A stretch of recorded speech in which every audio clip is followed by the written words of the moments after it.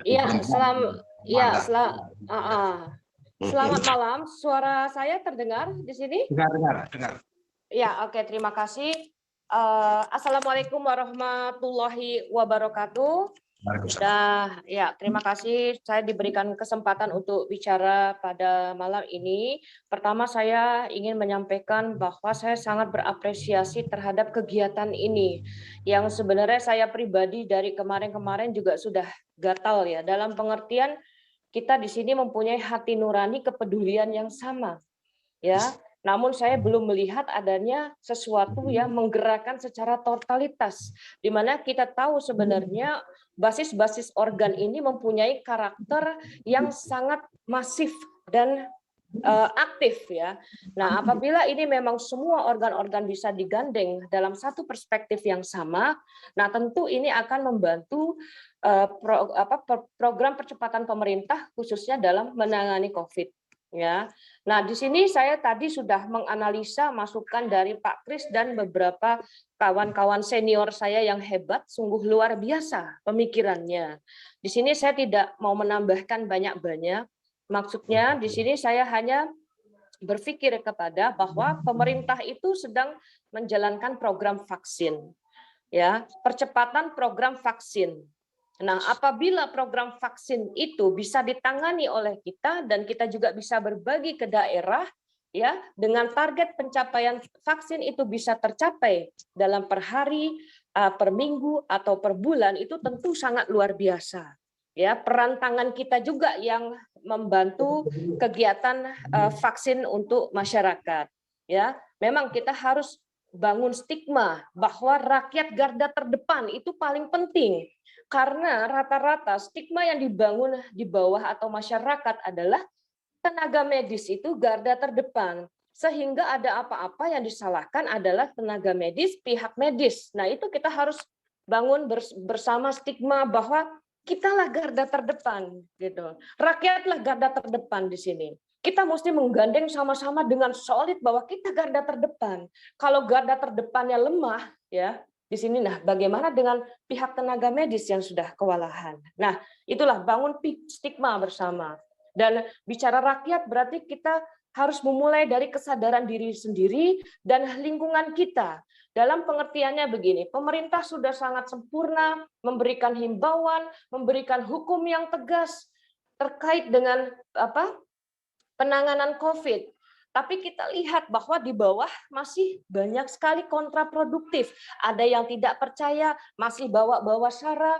Ya, dari upaya-upaya pemerintah itu, kalau kita bisa melihat kepada fakta lapangan, itu masih ada disinformasi yang terlalu jauh. Nah, kita menyikapi hal itu, ya, maka yang terbaik adalah kita mesti membuat kampung tangguh per tiap RT. Dalam pengertiannya, ya, pemerintah sudah capek-capek berbuat sesuatu, tapi kita kunci di bawah. Bayangin, kita punya ribuan basis. Kalau kita bisa mengunci dalam tiap-tiap RT, maka itu akan menjadi sebuah sinergi dan penyempurnaan penanganan COVID itu akan terjadi. Nah, jadi setiap RT itu kita koordinasi aktif, ya, baik kita memberikan informasi dan juga kita membuat benteng preventif per tiap-tiap RT. Nah, itu akan tersusun berikut juga dengan seluruh agenda program yang Pak Kris bangun di sini, kita juga bisa sosialisasikan. Nah, ini yang apa namanya? Yang saya pikirkan mengenai katalisator kerukunan, ya. Karena kita bisa melihat bahwa masyarakat ini masih banyak yang melawan pembekas. Kasihan pemerintah mau bikin peraturan apa ditentang semua. Nah, kita mesti menjadi garda terdepan bersama rakyat. Kita kunci di bawah, gitu loh. Jadi pemerintah juga main dan kita sebagai basis-basis organ punya kekuatan basis di mana-mana per tiap organ, ya kita benar-benar turun mengunci di tiap RT. Dan untuk posko logistik juga bisa di per tiap kelurahan, atau kita juga kerahkan organ-organ untuk membangun posko logistik di mana jalurnya adalah dari jalur Pak Kris atau dan sebagainya. Ya. Nah, terkait mengenai corong untuk humas, ya. Jadi gini, seperti yang saya sampaikan bahwa kita saja konsolidasi sudah terbatasi. Social distancing kita sudah berbeda dibanding yang dibanding yang kemarin, ya. Kita susah juga mau apa namanya mengajak para penggerak ini. Nah, kita juga bisa menggandeng mahasiswa untuk menjadi corongnya sebagai humas di mana-mana. Kita juga bisa menggandeng para UKM juga menjadi corongnya untuk mensosialisasikan ini semua. Ya, daripada mahasiswa sibuk-sibuk demo terus, kita bawa sesuatu kegiatan hal yang positif karena ini tanggung jawab kita bersama untuk melawan COVID. Nah, mungkin jadi begini, pemerintah tuh tak akan berhasil dengan kerja kerasnya kalau rakyatnya ngeyel terus, gitu. Maka langkah yang tertepat kalau bagi saya Jeng Sami, ya per tiap RT lah yang memang harus dikunci. Ya contoh di RT saya saja, pada saat benar-benar ratingnya tinggi, 1 hari 50 COVID diangkut pakai bus. Nah, ini di daerah saya ini di Bukit Duri nih. Bayangin kawan-kawan, bagaimana kita sangat overlapping untuk berpikir hal itu, ya dalam 1 hari 50, terus ini bagaimana belum isolasi mandirinya, belum ada yang butuh rumah sakit oksigen, waduh. Nah itu dia fakta-fakta lapangan inilah yang saya lihat sehingga saya memberikan bahan pikiran bahan pemikiran seperti ini. Nah, jadi intinya apa yang sudah dibangun oleh Pak Kris itu sudah sangat luar biasa, namun ditambah dengan pemikiran kawan-kawan yang hadir di sini dengan itikat yang sama, ya, dengan hati nurani yang sama, karena kepedulian yang sama. Yuk, mari kita gandeng tangan semua, karena memang butuh peran tangan kita bersama untuk melawan COVID ini. Baik, itu aja dari saya. Terima kasih. Assalamualaikum warahmatullahi wabarakatuh. Baik, terima kasih Cek Sami. Ini luar biasa pandangannya tentang masalah, dan saya sudah catat posisi Cek Sami nanti ya paling ambil humas kan. Kesenangan beliau, passion beliau selalu humas, bukan masyarakat. Humas bukan hanya menjadi corong, tapi juga hubungan komunikasi. Ini luar biasa, saya kenal saya ini sudah 10 tahun lebih. Luar biasa. Luar biasa, dan saya ucapkan terima kasih. Dan untuk ini saya minta kepada Mas Didi Apriyadi, silahkan untuk menyampaikan pandangannya, silahkan. Habis ini Mas Ote ya. Mas Didi Apriyadi dulu, silahkan.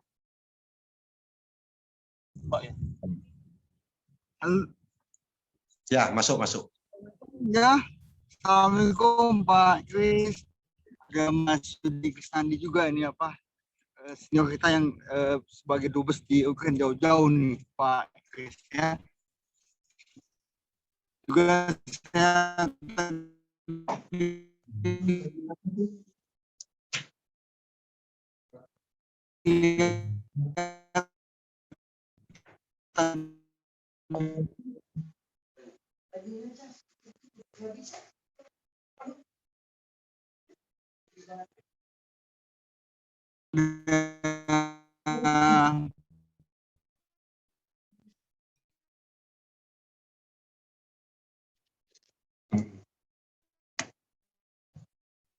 Bisa dulu, supaya aku tahu. Mas Kal Deriatmo.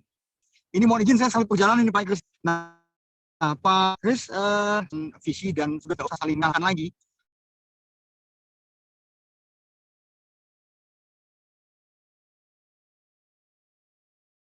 Jadi tidak terdengar.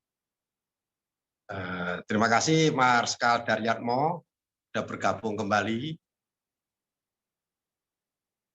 Dan untuk ini coba kami mohon Mas Ote, silakan, mungkin nanti diperbaiki suara Mas Didi. Putus Mas Didi, mohon maaf. Dan nanti kita lanjut. Jadi kita serahkan untuk Mas Ote Abadi. Silakan.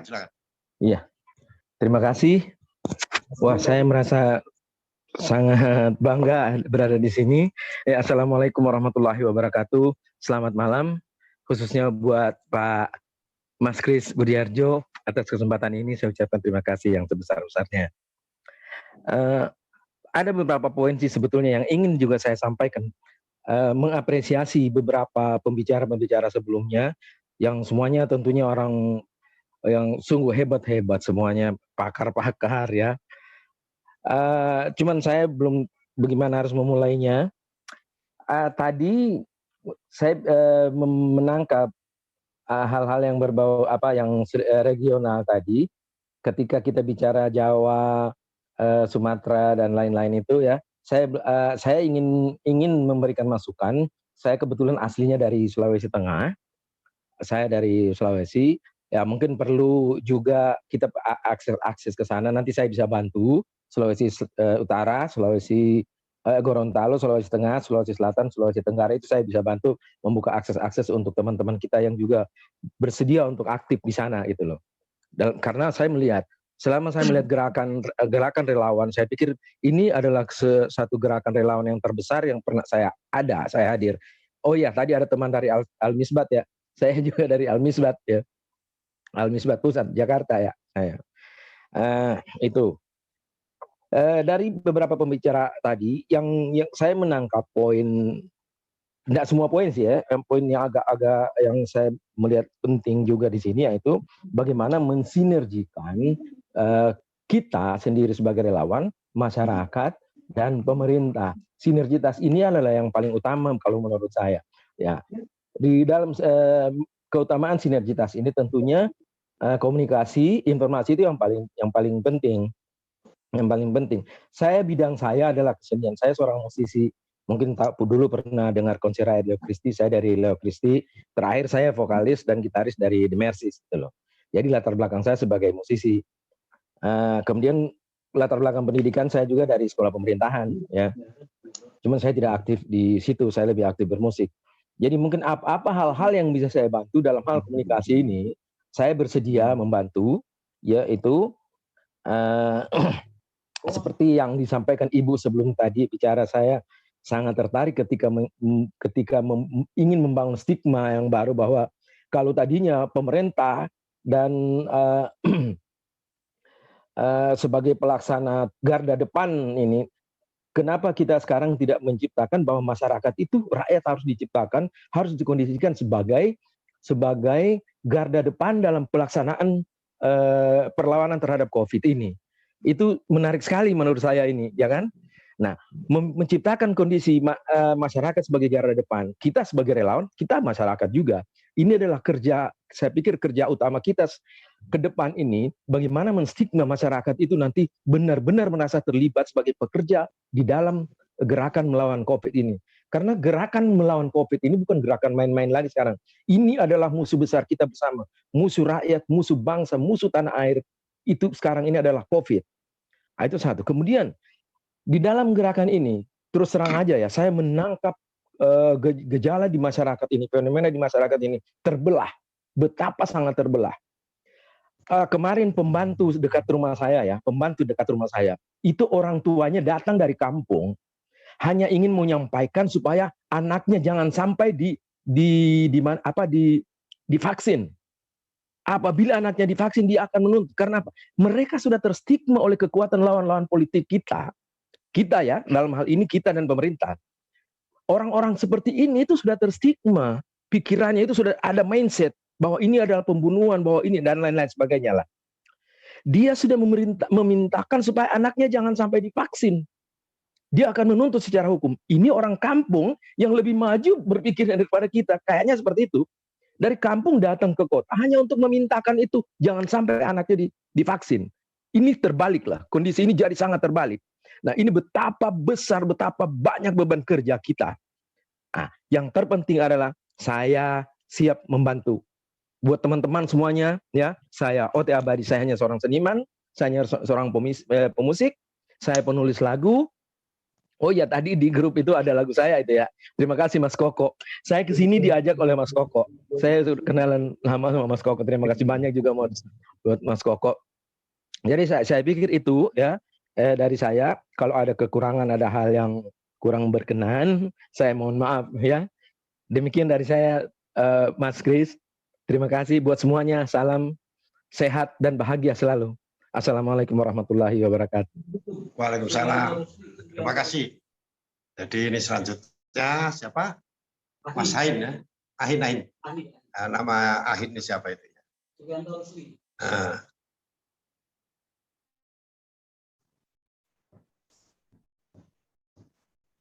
Oh, oke. Saya dipanggil ya. Sorry, saya ada 2 Zoom nih Pak Kris nih. Ini saya yang satu lagi saya ini stop dulu. Makasih, selamat malam teman-teman semuanya. Pak Kris, apa kabar Pak? Sehat-sehat selalu Pak. Ini yang kami tunggu Pak Kris, ya kan? Selama ini memang dari kami dari Bara Baja ya, sudah setahun lebih kami bergerak ya sesuai dengan kemampuan kami, ya kan? Nah terus kalau kita bisa bersinergi seperti ini yang kami tunggu-tunggu memang Pak, ya kan? Nah tadi saya sorry Pak, tadi dari awal saya nggak gitu terlalu ikutin, jam 5 lebih baru saya ikutin.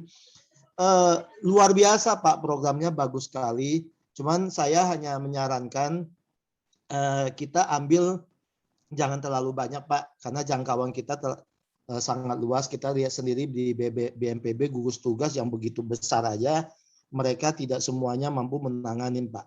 Kita bisa lihat waktu pertama kali perekrutan relawan itu yang sangat masif mereka, setelah itu COVID udah kurva mulai menurun, bahkan kita bisa lihat saat di Petamburan acara itu Ketua BNPB menyumbang masker ya dan sanitizer ya kepada acara itu, berarti dianggap oleh relawan mendukung acara tersebut. Relawan semuanya mengembalikan ID card-nya gitu kan.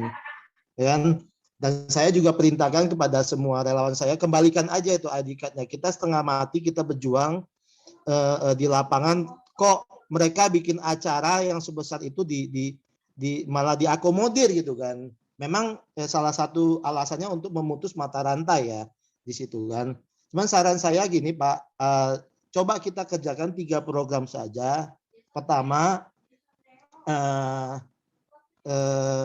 dapur umum Pak. Dapur umum ini penting sekali. Kenapa? Karena di saat PPKM seperti ini banyak sekali yang terutama yang kerja harian seperti supir-supir Gojek, pedagang asongan itu mereka pendapatannya sangat turun sekali, apalagi penjual koran yang kita dengar di berita pendapatan sehari hanya 20.000 aja gitu kan. Itu untuk makan satu keluarga mungkin saya rasa hanya nasi putih sama garam aja bisa memenuhi kebutuhan mereka kan. Itu dapur umum paling utama. Kedua, obat-obatan Pak Kris. Saya punya teman 2 minggu lalu mereka inisiatif untuk sediakan obat gratis dikirimkan ke masyarakat. Begitu kami blast tulisannya sama nomor teleponnya, itu handphone langsung pingsan Pak. Itu hari juga Pak. Sampai nggak tahan bertubi-tubi itu masuk. Akhirnya mereka memberitahu kami supaya tolong yang butuh obat itu memakai WA aja supaya bisa tercatat gitu kan, siapa-siapa kan. Ternyata dalam 1 hari itu obat mereka langsung habis Pak Kris. Di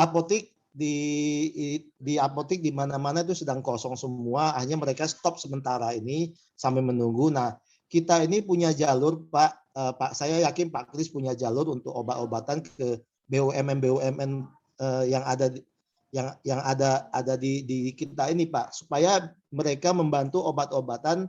Kita sudah bisa mendata bahwa mana pasien yang isoman, kita blast Pak, nanti sama-sama tim humasnya atau blast sama-sama, kita catat semua bahwa mereka yang sedang isoman tersebut bisa kita kirim obat-obatan terlebih dahulu untuk mereka. Selain makanan ya Pak Kris ya, selain makanan, karena kita lihat sendiri banyak pasien yang isoman yang saat ini sedang berpulang. Saya semalam kemarin seharian aja Pak di dunia bisnis saya tuh kita kehilangan 4 orang Pak.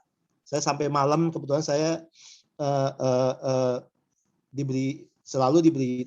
diberikan informasi sampai semalam pukul 9 itu masih ada 1 yang berpulang, 2 yang isoman. Yang 2 yang isoman dibawa ke rumah sakit sehari sebelum kemarin, itu berarti hari Sabtu ya. Sudah telat Pak. Jadi kemarin semua 2 orang tersebut berpulang. Yang 2 lagi memang sudah lama di dalam dirawat di rumah sakit kan. Nah terakhir yang ketiga Pak Kris, kita harus menyediakan ambulan kan kita bisa kerjasama dengan rumah sakit, atau ini Pak Kris, kita kerjasama dengan rumah sakit yang ada, atau rumah sakit lapangan yang sekarang lagi dibangun terus Pak, rumah sakit lapangan. Kita lihat RSPAD udah bangun tenda di mana-mana. Kami punya satu tenda Pak, saya ada rencana mau bangun juga tadinya Pak, tapi di mana lapangan mana yang kita bisa sewa gitu kan. Terus dokternya kami hanya punya satu dokter aja Pak, nggak banyak gitu kan. Jadi mungkin kita bisa kerjasama sama mereka, kita bisa mendata mana di rumah sakit mana ada tempat-tempat yang kosong Pak Kris. Ada tempat-tempat yang kosong. Nah, pasien yang begitu ada yang sudah membutuhkan untuk perawatan segera mungkin kita beritahu kepada mereka rumah sakit mana yang kosong tersebut. Hanya 3 aja Pak Kris, saran ini 3 ini kalau kita bisa kerjakan Pak, luar biasa Pak Kris. Ya kan? Kita lepaskan semua baju-baju organisasi kita tetap ada, kita bersatu, kita bantu pemerintah supaya ini segera diatasi Pak. Karena kami dari dunia usaha sendiri Pak, ini sangat terpukul sekali gitu kan. Sangat terpukul sekali dengan adanya PPKM ini. Kita berharap ya saya berharap jangan kalau bisa ya mungkin pemerintahnya harus perpanjang ya saya rasa ya. Kalau nggak perpanjang ini kita lihat trennya nih naik terus ya, setelah perpanjang sekali udah stop, mungkin kurvanya udah mulai menurun supaya kita bisa hidup lebih normal lagi gitu Pak Kris. Itu aja Pak Kris. Mohon maaf kebetulan saya ada 2 Zoom Pak Kris. Ya kan? Saya ada 2 Zoom ini. Saya stop dulu Zoom 1 ini. Mungkin sekian dari saya. Terima kasih, selamat malam Pak Kris. Salam sehat semuanya. Baik, terima kasih Mas Wahid. Luar biasa kawan saya dari Baja. Jadi pandangannya bahwa kita memang harus saling bergandeng tangan, setiap organ, saling bersinergi.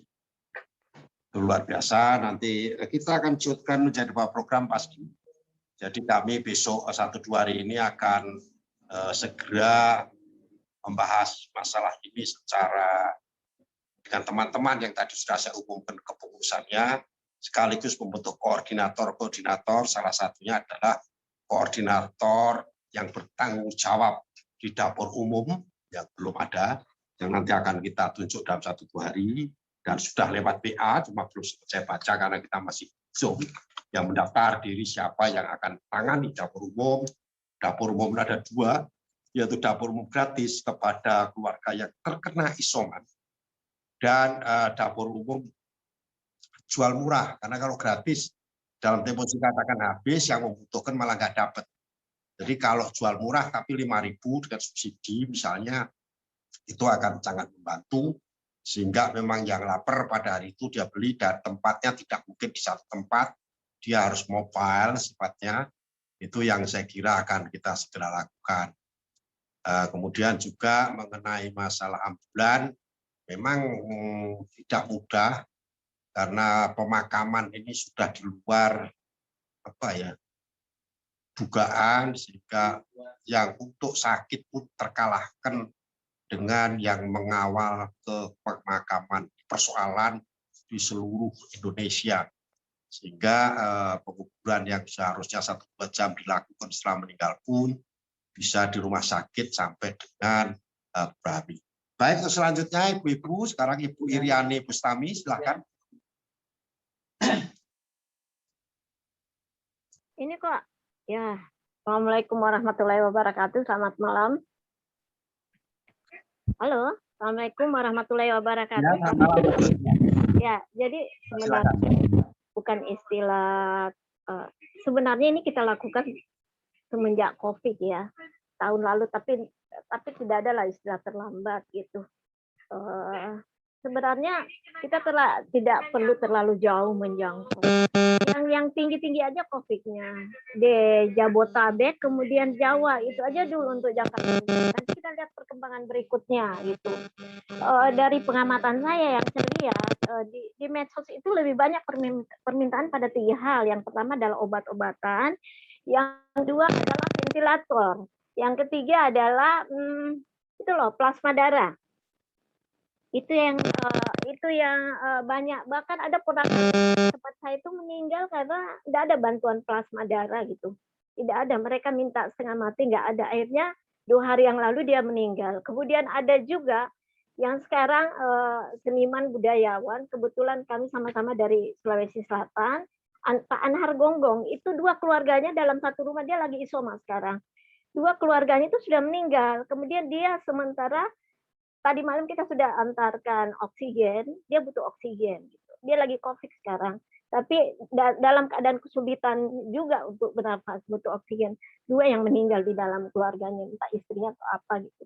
Itu informasi yang kita lakukan di grup kerukunan keluarga Sulawesi Selatan gitu. Itu yang belum banyak yang lain-lain lagi gitu. Yang meninggal, yang isolasi mandiri atau apa gitu ya. Itu yang sangat sulit kita lakukan pendataan. Kalau saya sih jangka pendeknya ini aja 2, 3 gitu ya. Kemudian ya itu juga penting juga dapur umum itu untuk masyarakat bawah ya, masyarakat bawah yang berdampak COVID sama sekali, yang tidak bisa makan sama sekali, itu juga penting. Tapi kita harus memetakan gitu. Kemudian yang kedua, sangat sulit sekali membendung hoax tentang COVID gitu. Nah ini susah sekali gitu. Ada hoax yang menyatakan bahwa vaksin itu ada chipnya. Semua data-data kita akan akan terlihat, akan terdata gitu. Nah itu bagaimana kita mengkantornya yang kalau begitu itu. Belum lagi masjid harus dibuka gitu. Padahal masjid kan salah satu klaster selain pasar. Justru yang saya melihat mall itu sangat sedikit klasternya ya. Yang banyak itu adalah masjid, terminal dan dari data yang saya lihat gitu. Jadi saya kira 3 hal ini ya, saya kira itu menjadi skala prioritas jangka pendek, pengobatan, obat-obatan yang langka, kemudian oksigen, kemudian plasma darah. Banyak yang sangat membutuhkan ini yang tidak dijangkau oleh kalangan medis gitu, oleh dokter gitu, yang rata-rata isoma, meninggal bahkan sampai pada kritis ya di rumahnya, yang seharusnya dibawa ke rumah, dia tidak bisa juga rumah sakit penuh gitu kan. Jadi saya kira ini menjadi perhatian. Kalau untuk daerah-daerah yang belum misalnya darurat COVID, ya mungkin nanti akan kita lihat perkembangannya. Tapi kalau saya sih lebih fokus kepada daerah yang darurat COVID aja dulu, DKI dengan Jawa dan Bali gitu. Saya kira itu aja yang sumbang saran saya. Saya kira itu. Terima kasih Bu Riana, kita sudah tangkap maksudnya, dan prioritas program 1-2 hari nanti kita akan rapatkan tapi dapur umum insya Allah tadi Pak Marskal Madya TNI Daryatmo sudah menawarkan kerjasama dengan TNI dalam pengadaan dapur umum, sehingga ya dalam tempo 3 hari ini kita akan rapat maraton untuk menentukan dapur umum itu, kemudian TNI apakah udara atau laut, nanti kita minta arahan dari Pak Daryatmo yang mana yang bisa kerjasama, dan kemudian penyalurannya kemana, pemetaan yang ada kita akan sesuaikan dengan teman-teman di DKI dan di Jabodetabek dulu. Yang pertama adalah bantuan untuk isoman, jadi yang isoman dulu gratis. Kemudian yang kedua adalah penjualan murah, itu 5.000 dengan minum, sehingga tidak dalam tempo 1 hari jalan langsung habis, padahal belum banyak yang membutuhkan. Itu nanti akan kita segera lakukan. Baik, Ibu Ida Jubaidah, silahkan.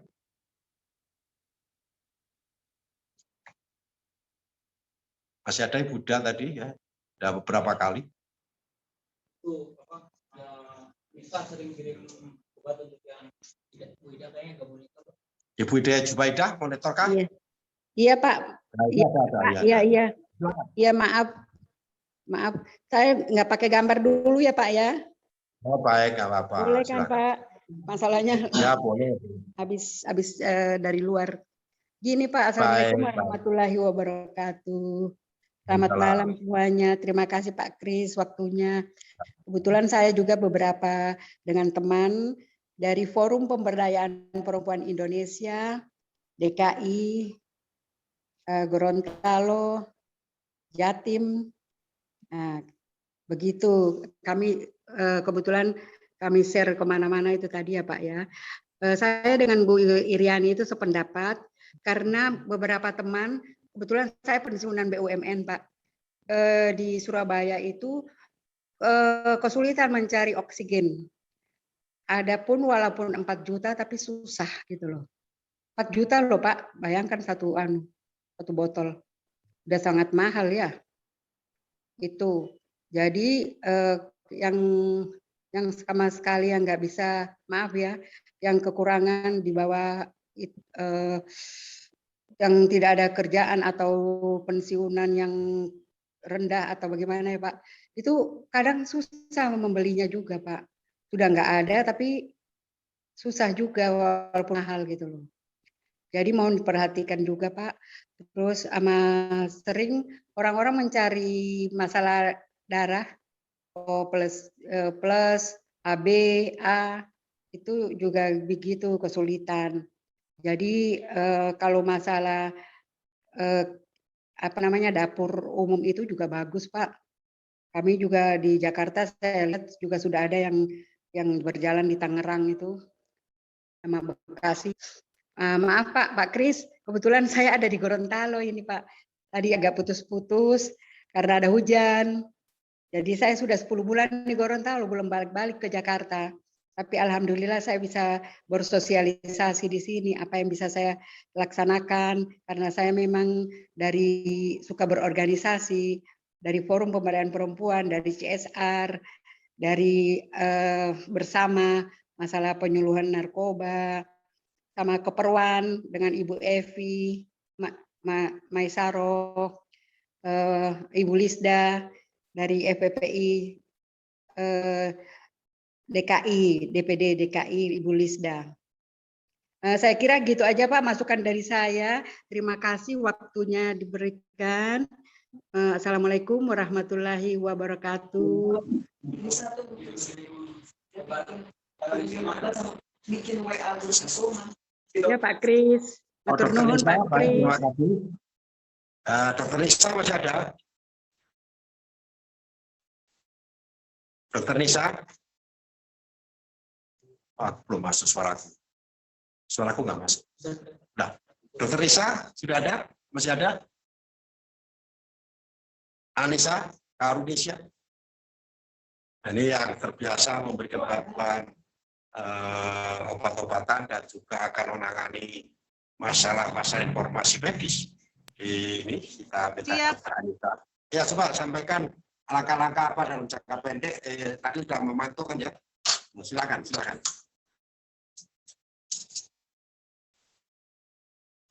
Silakan Mbak Desa. Masih belum masih update. Halo.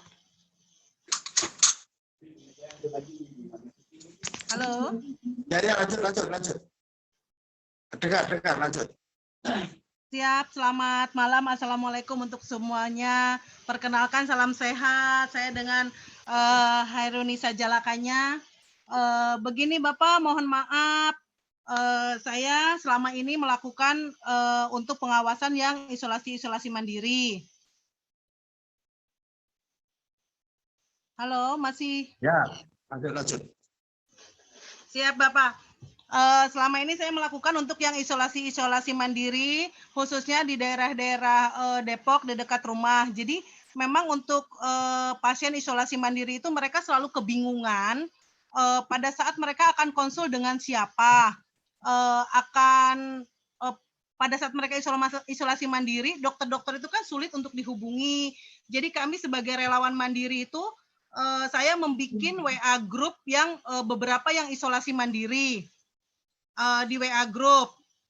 Nanti setiap pagi saya akan Zoom dengan pasien-pasien isolasi mandiri itu untuk visit dan keluhan mereka itu apa. Selama ini itu yang kami lakukan. Jadi mungkin sebagai saran saja, jika memang kita untuk ngebimbing yang isolasi mandiri bisa dibuatkan untuk WA group siapa saja yang isolasi mandiri. Jadi visitnya kita bisa online atau bisa kita offline datang ke rumah-rumahnya berapa hari sekali, seperti itu sih Pak saran kami. Terima kasih Bapak, hanya itu sebagai saran. Salam sehat. Assalamualaikum warahmatullahi wabarakatuh. Waalaikumsalam. Jadi begini Mbak Nisa, jadi Mbak Nisa bikin programnya saja, karena dari pembicaraan teman-teman, Mbak Nisa koordinator pelayanan medis atau pelayanan kesehatan, yang nanti salah satunya adalah program utamanya masalah online daripada pelayanan mandiri itu, isoman. Nah, nanti tentu kita akan minta bantuan daripada tim medis lainnya yang bisa bergabung dengan kita. Jadi bukan saja masalah grup WA, tapi kita akan membuat sebuah di Instagram lebih atau di mana yang lebih luas sehingga bisa ikut. Kalau grup WA agak sulit karena jumlah terbatas. Dan nanti kita teknis Mbak Nisa, nanti timnya saja dibentuk dulu tentang masalah koordinasi pelayanan kesehatan, khususnya adalah untuk isoman. Jadi nanti Mbak Anissa bertugas di situ, nanti tinggal bentuk timnya saja. Sedangkan hal apa yang nanti harus disiapkan oleh kita, oleh gerakan ini, nanti kita tinggal sesuaikan lah, itu Mas Karisma bisa selesaikan itu nanti urusannya. Kemudian juga dengan Bu Mebi dengan Bu Pas Kristantra seperti apa. Jadi dalam 1 minggu ini, satu minggu depan kita susun program, sehingga minggu kedua setelah pada hari ini, ya hari Senin, maka Senin depan insya Allah atau Rabu paling lambat kita sudah bergerak. Apakah itu sifatnya online sistem yang nanti kita akan umumkan atau seperti apa. Insya Allah ini berjalan dengan baik, terutama konsultasi online untuk isoman. Nah, tentu obat-obatan dan sebagainya kita nanti koordinasi dengan pihak-pihak lain, nanti kita akan coba bicarakan. Itu saya kira Dr. Nisa ya. Baik, saya kira teknis pelaksanaan dan program ini sudah mengarah jauh lebih baik, dan nanti kita akan memberikan langkah-langkah yang lebih konkret di dalam menjalankan daripada program ini. Untuk itu nomor handphone supaya dimasukkan, chatting dan sebagainya. Ini saya kira Mas Eri ya, Mas Eri menarik, Mas Eri Ansiati Foundation, bagaimana teman-teman Ansiati di dalam menghadapi COVID ini tentu was-was sangat tinggi, asam lambung meningkat karena saya banyak sekali untuk mendapatkan dari kawan-kawan dari kelompok Ansiati semua. Jadi tolong disampaikan bagaimana situasi penanganan ini, karena di gerakan ini kami ingin ada khusus untuk penanganan Ansiati dampak daripada COVID-19, bahkan akan menimbulkan masalah-masalah baru secara psikosomatik daripada masyarakat. Jadi coba bagaimana masyarakat ini adalah pembina dan pendiri daripada Ansiati Foundation. Silahkan Mas Erik, silahkan. Terima kasih Pak Kris. Aku Erik Wibowo ya, pembina dari pendiri Yayasan Anxiety Care Indonesia. Cuman ingin melaporkan bahwa mulai dari tahun 2011 awal itu banyak sekali yang sudah terkena cemas berlebihan ya. Ini baik si penderita COVID ataupun orang yang tidak menderita, cuman terkena dampaknya, seperti dampak ekonomi, dampak PSBB, dia nggak boleh keluar rumah, segala macam, menderita kecemasan, dan itu menjadi psikosomatis lagi. Jadi psikosomatis itu kayak apa ya? Dia ngebaca COVID gitu ya, COVID, sesak napas, langsung sesak napas, gitu. Kelingan langsung kelingan gitu. Dan itu banyak banget yang masuk ke yayasan sekarang ini, orang-orang seperti itu, dan itu kebanyakan orang-orang yang di muda, jadi umur 25 sampai 35 tahun, itu banyak sekali. Terus ada yang stres terus ketakutan gara-gara dikeluarin dari kantor karena pengurangan pegawai, itu banyak banget juga. Jadi masukan saya mungkin agar mentalnya juga lebih diperhatikan ya, mentalnya masyarakat Indonesia, karena saya benar-benar nggak mau banget orang bisa menderita anxiety kayak saya. Jadi saya mantan ODGJ ya, saya ODGJ mantan penderita anxiety. Itu rasanya nggak enak banget. Jadi jangan sampai COVID ini berubah menjadi mental pandemik gitu. Itu yang, aduh, kalau bisa jangan sampai lah, gitu. Jangan sampai gitu. Jadi atau nanti misalnya COVID-nya udah hilang, tapi manusianya masih di rumah doang gitu ya. Karena dia terbiasa di rumah doang. Jadi kayak social anxiety, nggak berani keluar rumah, nggak berani ketemu orang, akhirnya nggak bisa kerja yang rugi negara juga gitu ya. Dan makin banyak ODGJ lagi gitu. Jadi bukan sekarang udah apa ya, seperti di Bali itu udah hancur banget ya, anxiety-nya udah berubah menjadi depresi, banyak yang perceraian, banyak perkelahian, banyak apa ya, di rumah tangga pun berantem, anaknya juga stres, bapaknya stres, ibunya stres kan begitu ya, kan kalau stres mereka nyambung gitu ya.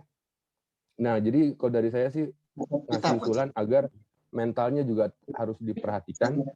Selain kesehatan jasmani gitu ya, mentalnya juga diperhatikan bagaimana orang yang terkena COVID, bagaimana orang yang tidak terkena COVID tapi terdampak di masalah ekonominya, dan udahannya. Jadi pasca COVID ini udah kelar, jangan sampai orang masih antisosial gitu, masih karena terbiasa di rumah sendiri, terbiasa meeting lewat Zoom, ketemu orang langsung deg-degan segala macam. Itu Pak. Jadi meningkat sekali Pak Kris. YouTube-ku aja yang nonton meningkat hampir 50%, dan itu dari Indonesia dan Malaysia ya yang nonton YouTube aku masalah kecemasan ini.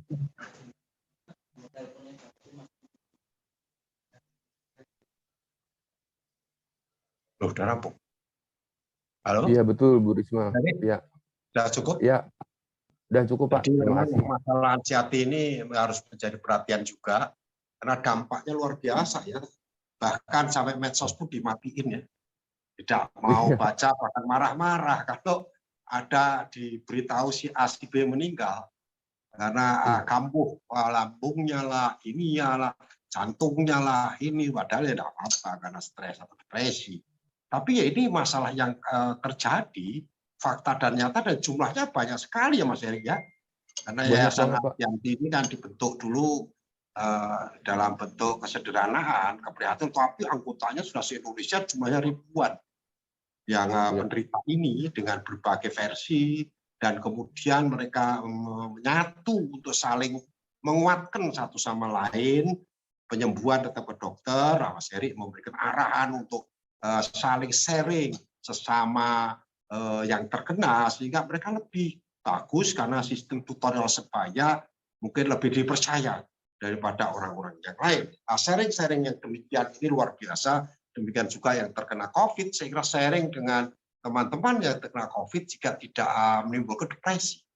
Demikian juga keluarga yang terkena COVID, sharinglah dengan teman-teman yang keluarganya terkena sehingga tidak bermasalah di dalam kejiwaan, sehingga tidak menimbulkan kekhawatiran yang berlebihan, sehingga dampaknya psikosomatik, depresi, anxiety, dan sebagainya.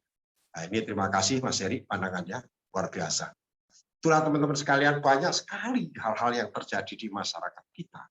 Sehingga kalau ada program-program tentang psikologi yang akan kita masukkan, itu bukan program yang mengada-ada. Bahwa kami menyampaikan program pentingnya masalah-masalah psikologi ini memang harus ada. Dan kita harus mempunyai program juga tentang psikologi massa, karena ini masif, banyak yang depresi, stres, dan sebagainya. Sehingga ini akan ada penanganan khusus, dan dampak daripada COVID ini tidak hanya ekonomi, tapi juga masalah-masalah kejiwaan. Salah satu tim yang akan menangani nanti adalah dari Yayasan Asianti, Anxiety Care Indonesia, Mas Erik dan kawan-kawan, ada Bangkit, ada saya kenal semua lah pengurusnya. Insya Allah, alhamdulillah Mas Erik luar biasa. Ini saya kira yang juga menjadi perhatian dari kita. Baik Bapak Ibu dan sekalian, bahwa waktu sudah malam, mungkin Mas Bayu silakan untuk menambahkan sebelum kita minta para sesepuh ada di sini, sesepuh untuk menyampaikan closing. Tapi kami sudah bisa menerima hal-hal yang belum tercatat, silahkan nanti disampaikan secara tertulis Nanti kami Terima kasih buat semuanya. Pesan saya cuma satu.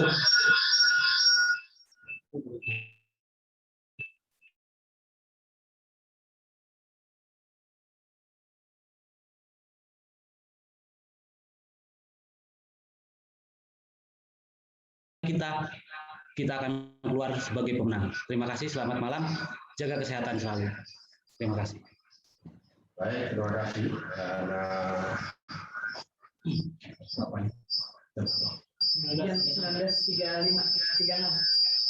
Baik, terima kasih teman-teman sekalian. Karena saya akan menggunakan lagi Zoom.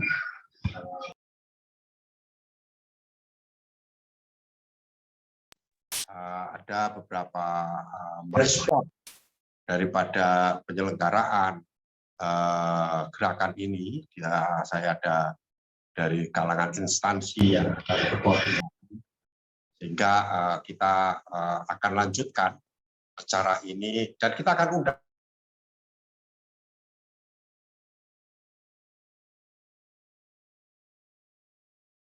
terbuka, tapi yang tercatat saja. Nanti Pak Karisma yang akan tentukan. Ya, jadi silahkan untuk menyampaikan. Suaraku hilang. Oke, masih ada ya Mbak Sami ya, kata hilang, sekarang udah masuk lagi. Baik, jadi saya akan dihubungi oleh instansi, akan Zoom dengan beberapa daerah untuk menentukan langkah kebersamaan peran masyarakat di dalam penanganan COVID-19 ini, sehingga ya saya mempercepat proses selesainya karena kita sudah berapa jam, tadi sudah lumayan. Dan untuk itu sebelum acara nanti kita tutup, kami mohon sedikit tambahan dari Mas Karisma, kemudian Pak Iskal Daryatmo, kemudian Pak Yudi Krisnandi untuk menyampaikan pandangan akhirnya atau closing statement-nya. Dan juga jangan lupa untuk mengirim nomor telepon sehingga sewaktu-waktu kalau kita ada rapat seperti ini kami direct kepada teman-teman sekalian. Terima kasih, silakan Mas Karisma.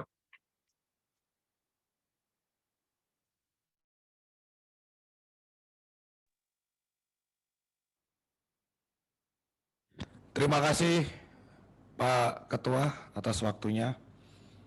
Closing statement dari saya siap bekerja, menanggalkan baju kita, untuk bangsa kita, untuk masyarakat kita, untuk manusia Indonesia, dan Indonesia harus menang, seperti kata Mas Bayu Putra tadi. Terima kasih.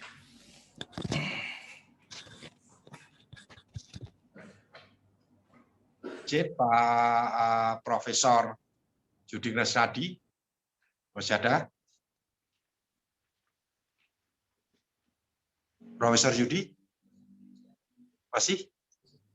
Ada Pak Kris. Oh baik. Tetap setia mengikuti pertemuan yang sangat mulia ini. Saya sangat bersyukur selama peristiwa COVID-19 melanda dunia, saya mengikuti secara cermat dari dekat lebih dari 1 tahun ini. Saya mempelajari bagaimana pola penyebarannya sejak tahun 2019 akhir Desember dari Wuhan, lalu kemudian tahun 2020 merebak pertama, lalu kemudian Eropa mulai tutup pada bulan Maret. Saya melihat kota-kota di Eropa yang sangat ramai menjadi sepi seperti kota-kota mati.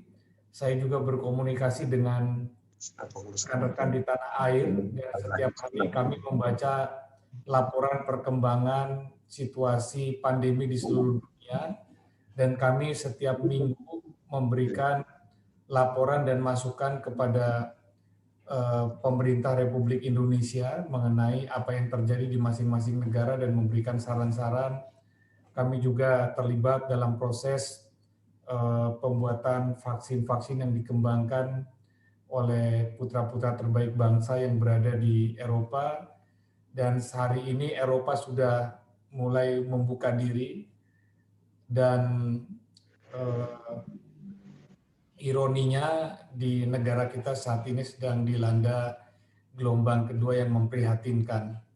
Kalau teman-teman mengikuti euforia tadi malam, pertandingan langsung dari Wembley Stadium di London, Inggris melawan Italia yang dimenangkan oleh Italia 3-2 dengan adu penalti tadi malam, teman-teman bisa menyaksikan bagaimana sebuah suasana kemenangan masyarakat Eropa, khususnya Inggris, memenangkan peperangan melawan corona. Sepak bola merupakan sebuah personifikasi yang ditunjukkan kepada dunia bahwa mereka telah bebas dari rasa takutnya. Dan hal yang sama tentunya kita menginginkan terjadi di Indonesia, suasana masyarakat yang tenang, yang semakin sehat, yang kondusif, bebas dari rasa takut pandemi, dan bisa melaksanakan kegiatan ekonominya seperti sedia kala dengan segala upaya yang kita lakukan. Karenanya sekali lagi Mas Kris, saya sangat bersyukur koalisi besar relawan memerangi COVID-19 ini terbentuk, dan saya mendukung sepenuhnya Mas Kris Budi Harjo untuk memimpin gerakan relawan ini yang lintas profesi, lintas partai, lintas kepentingan, yang semata-mata nawaitunya untuk kemanusiaan, membantu sesama kita dari rakyat, oleh rakyat, dan untuk rakyat. Dan komitmen kita di sini adalah membantu kebijakan-kebijakan yang sudah dicanangkan oleh pemerintah, bersinergi dengan pemerintah, dan meringankan beban pemerintah agar masyarakat kita segera pulih dan sembuh, dan agar perekonomian bangsa kita juga segera bangkit. Karenanya Mas Kris, yang saya garis bawahi dan saya ingatkan pada kita semua, sedapat mungkin karena ini sifatnya adalah gerakan mandiri, gerakan relawan, seperti halnya pengalaman kita, saya, Mas Kris, dan teman-teman yang sudah bekerja sama dalam bidang-bidang sosial ini bertahun-tahun cukup lama, kita tidak pernah mengandalkan bantuan pemerintah. Kita tidak pernah mengandalkan bantuan-bantuan instansi-instansi lain. Yang kita andalkan adalah semangat kesetiakawanan kita untuk memberikan, mengkontribusikan apapun yang kita mampu memberikannya. Yang memiliki uang mungkin bisa menyisihkan sebagian uangnya untuk membantu kas kebendaharaan daripada gerakan relawan ini. Yang memiliki tenaga dan pikiran profesi sebagai tenaga medis bisa mengkontribusikan tenaganya dan pikirannya untuk home care, medical clinic, dan sebagainya. Yang memiliki kendaraan mungkin bisa meminjamkan kendaraannya menjadi ambulans sementara. Yang memiliki rumah-rumah yang kosong mungkin bisa didaftarkan menjadi tempat-tempat isolasi bersama untuk masyarakat yang membutuhkannya, dan sebagainya. Dan tentu ini kita mulai dari responsivitas kita, dari gerakan yang betul-betul berangkat dari bawah, dan sifatnya betul-betul sukarela.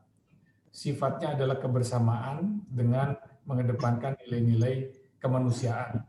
Jadi bisa dibentuk Mas Kris langsung seperti biasanya. Saya sangat percaya Mas Kris soal bagaimana mengkoordinasikan dan membuat strukturnya. Semua tokoh-tokoh nasional yang ada di sini seperti dulu Mas Kris misalnya menugaskan kepada saya sebagai koordinator untuk wilayah Jawa Barat misalnya, lalu kemudian saya membentuk tim kembali.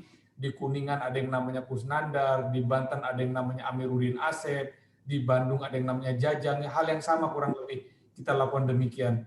Jadi sel-sel aktif ini dengan kemandiriannya dia akan membangun posko-posko. Orang-orang yang akan turun membantu ini adalah mereka yang sehat, mereka yang kuat, yang mereka bisa membantu, bukan mereka yang mencari bantuan. Nah inilah semangat kita dari dulu, Mas Kris. Jadi koordinator-koordinator misalnya di satu desa atau kelurahan, dia sudah bisa mulai bergerak dengan kemampuannya. Dia bisa membuka networking dengan tokoh-tokoh setempat. Dia sudah bisa menyiapkan tempatnya, mencari siapa yang akan menyediakan makanan, kemana mencari obatnya, kemana mencari oksigen, dan sebagainya. Lalu meningkat di atasnya di tingkat kecamatan. lalu kabupaten dan kota. Nah, jadi sudah cukup pada tingkatan itu, pada tingkat pusat, tinggal melakukan koordinasi bantuan yang lebih besar. Seandainya ada daerah-daerah yang kurang akses dengan institusi-institusi TNI, Polri, ataupun pemerintah daerah, pusat dengan network yang dimiliki Mas Kris dan kita semua bisa membantu rekan-rekan relawan di daerah ini bisa lebih aktif. Tetapi kita harapkan rekan-rekan yang muncul di setiap daerah yang memimpin ini adalah mereka orang-orang yang kuat, orang-orang yang terpanggil dari sisi kemanusiaan, orang-orang yang rela menyediakan sebagian harta, tenaga, dan pikirannya untuk berbuat bagi sesamanya. Mungkin itu saja Mas Kris, hal-hal yang lebih teknis saya yakin teman-teman di tanah air lebih paham dan lebih tahu. Dan saya juga yakin tokoh-tokoh yang hadir di sini adalah orang-orang yang ingin berbuat dan sudah berbuat dengan kemampuannya masing-masing. Dan sinergi kita ini mudah-mudahan membawa hasil yang baik bagi masyarakat kita dan membantu pemerintah kita sepenuhnya. Sekali lagi terima kasih. Selamat berjuang bersama-sama. Assalamualaikum warahmatullahi wabarakatuh. Waalaikumsalam. Baik, terakhir Marskal Madya dari Atmo, mohon izin. Masih ada? Masih.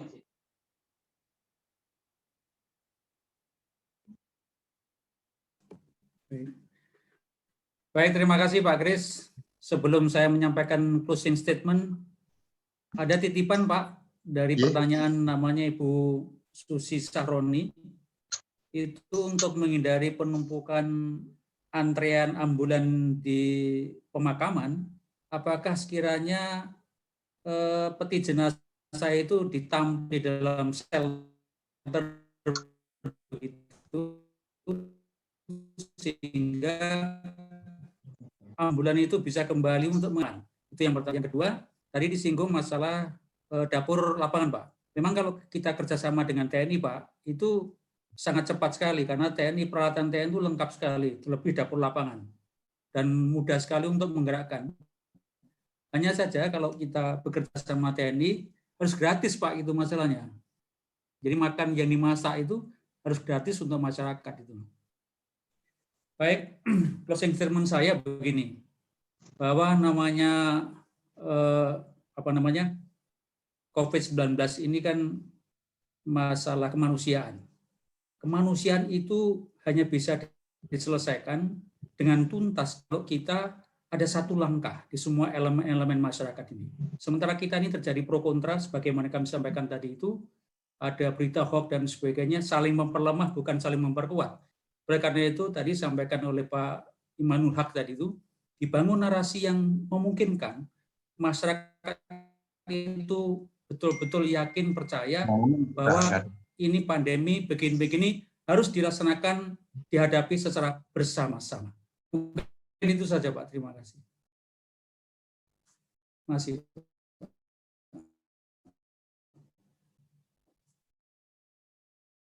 Ya, dari aku, karena saya mohon izin jam 8 masih ada acara,